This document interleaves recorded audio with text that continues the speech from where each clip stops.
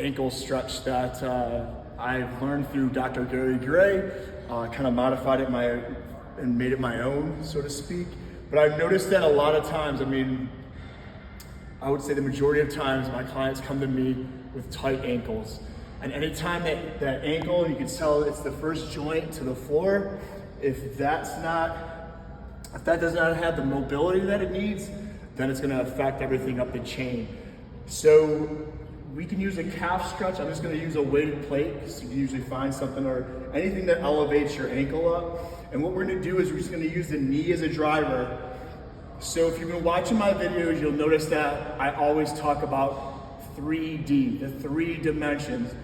From every joint and every muscle, they work in 3 planes of movement: front to back, side to side, and rotation. And most people will neglect that. So when they're stretching their ankle, they'll just usually get that sagittal plane and then forget about the other 2.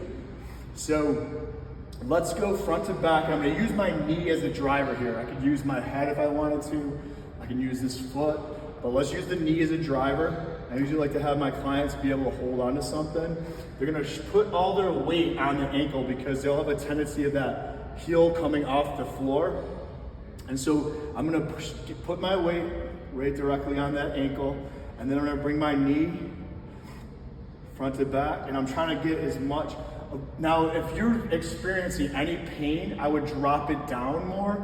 You never wanna push to the point of pain, because the pain is then gonna inhibit the movement and just shut it down.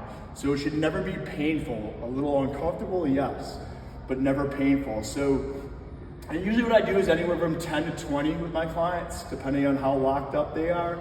So then after we've kind of gained that range of motion and that sagittal plane, I now want to take it that frontal plane. So side to side, I'm just going to move my knee to the left and then move it to the right.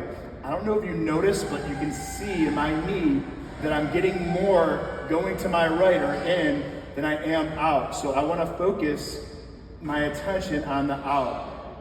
So when I'm gonna open that up, 10, 9, 8, 7. Now you can see I kind of got that motion back. So now we're even. You always wanna make sure that there's no sense in stretching something that doesn't need it. Because what you'll do is just you'll create a dysfunction if you keep stretching a muscle that's not tight. So now what I'm gonna do is I'm gonna go rotation. So I'm in and out. So again, I'm locked up a little bit on the out part.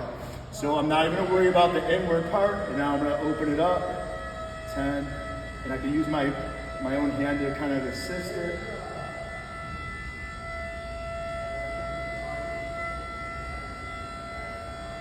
Do that before any of your workouts, and I guarantee you, it'll take it to a whole nother level.